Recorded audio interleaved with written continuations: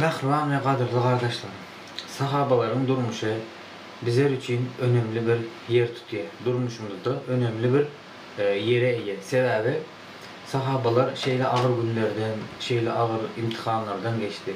Ve her bir sahabanın durmuşu bizim durmuşumuza kavat geliyor. Sahabalar Peygamberimiz Aleyhisselatü Vesselam'ı Taif'e gidip dağışlanlarında da dağışlap iyi veren vaktan Peygamberimizin yanında durdu. Mekke halkı Peygamberimize ağaç koyup 3 yıllar olarak kıyız vermen, kıyız alman, iyi içki vermen, hor saplarında Peygamberimiz Aleyhisselatü Vesselam'ın yanında durdu. Şeyle Peygamberimiz için ulu bir kömekleri, destekleri verip hatta malını, canını ortaya koyup dine hizmet eden insanlardır. Bu sahabaların durmuşunu öğrenmek bizim hem dinimize hem imanımızın artmağına hem amallarımızın güzelleşmesine faydası var arkadaşlar.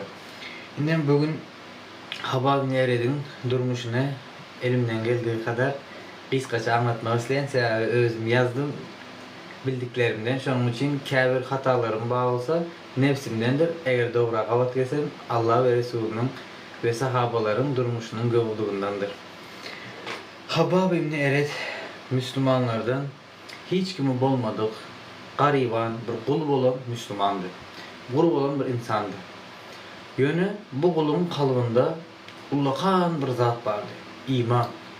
Bütün Mekke'deki hem Mekke Peygamberimize karşı çıkıp Müslüman olanları öldürmek için müşrikler bir olup tevhid ehline karşı çıkıp başlarmaktı.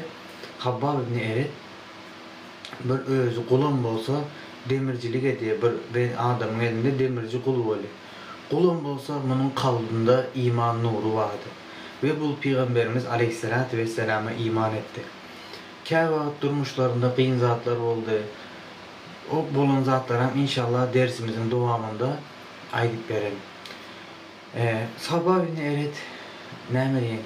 Yönüke işini edip veren, hiç kime ziyan vermedik, yönü kalbine imanı gelen bir insandı. Onun bu dünyada malı olmasa da, bu dünyada cayı olmasa da, bu dünyada milyarlar pulları olmasa da, hatta birinin elinde kulun olsa, yani onun kalbinde bu dünyanın ehli zatından değerli olan imanı vardı.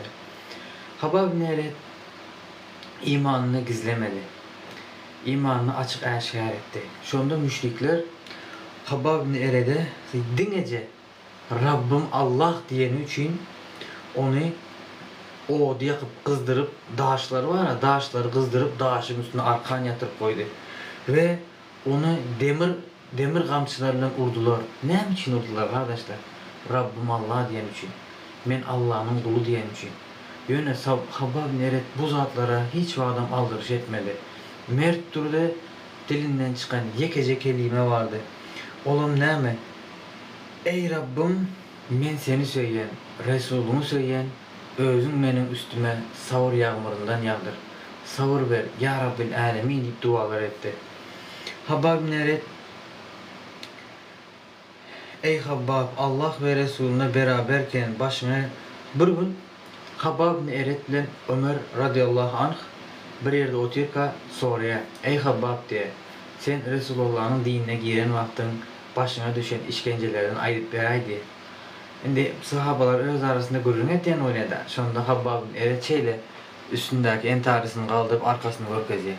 Arkasına seyretse şu kızgın daşların izi, arka yani bağır yeri şu yemsinin ta ayağının içinde şeyle daşlar erip akan derileri yığırt dolup getirmiş da.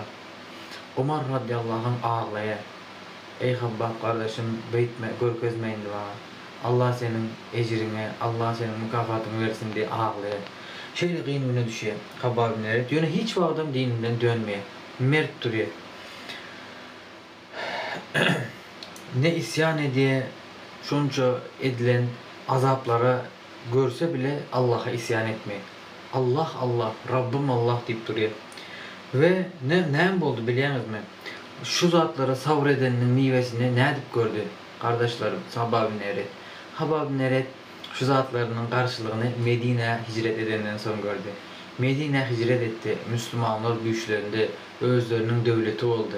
Ve onlara düşmanlarına karşı sövüşmeyene yağdayları oldu. Şonda Habab ibn Ered'e ganimet mallarından pay düştü. Onun öyen boldu. Onun cayan boldu. Onun düyeleri oldu. Yöne haber neret hiç vaxtdan dünya malında gözü bolmamak için onların hemmesini elinin tersi bilen, yani dünya malını gövün koyman, biz bu dünyada mal toplamak için gelmedik. Biz bu dünyada başımıza gelen her hilek durumda sabır bilen, şükür bilen, şükreden kullardan olmak için bu dünyaya geldik deyip Allah Subhanahu ve Teala'nın şu ayetini okudu. Allah sabredenlerle biledir. Ve yeni bir ayet okudu. Hükman bir ağır günün izinden iki yengil günü gelir diyen ayet var. Yani şu ayetleri okuyup öz gövünü teselli etti. Ve Habbab bin Ered'in durmuşunda şeyle bolun zat var. Yani ne hile bizim asıl kazancımız de ne hile kıyınına düşen olsam şunca zatlar atladan son Habbab bin Ered'e soruyorlar. Sen bu zatlardan sonra ne mi kazandın diyorlar. Şunda Habbab bin Ered'in bir sözü var. Bizim asıl kazancımız sabrımızdır. Bizim asıl kazancımız dünya değil. Yoksa bizim asıl kazancımız ahirette cennetlerdir diye. Şunca gün ağır musibetler geçenden sonra hiç o adam imanından ya da bir nemesinden taviz vermiyor. Şimdi sevgili kardeşlerim, bugün ekonomik bir sıkıntıya düşüp bilirsiniz ya da işleriniz uğruna olman, yüreğiniz kısıp edil bir şu musibetlerin hemmesi sizi taplayan yalak bu dünyadan soğuk bilirsiniz. Bu insanın normal hali. Yöne hiçbir dert sonsuz değildir. Şunu bilin. Allah Subhanahu ve Teala size götürüp bir cennetin ağırını yüklemek. Hiçbir dert sonsuz değildir.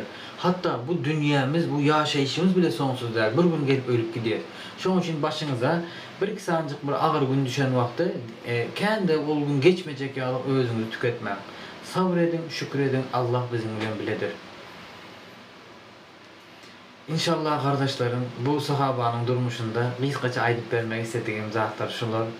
Kardeşler, men onyalık bir ahun ya da alım adam bulup bilmedim, yani elimden geldiği kadar dinimde bildiklerimi sizlerle paylaşmak istedim. Kardeşlerim, indi şu hayatı işlemeden sonra Allah Subhanahu Teala bir kardeşçe el açıp dua edelim. Ya Rabbim, bizi eşten, bizi söyleyen, bizi dinleyen, bize hurmat eden bendelerine ya Rabbim özünde hurmat et. Onların cennete girmeden ansan eyle. Cenneti amalları onlara asan eyle. Cehenneme götürecek amalları onlara ağır eyle. Ya Rabbil Alemin, bu dünyada dine sana ibadet edip, dine sana kulluk edip, dine senden sonra ve dine sana teslim bulup yaşamanı her bir kardeşime özün nasip eyle. Amin ya Rabbil Alemin.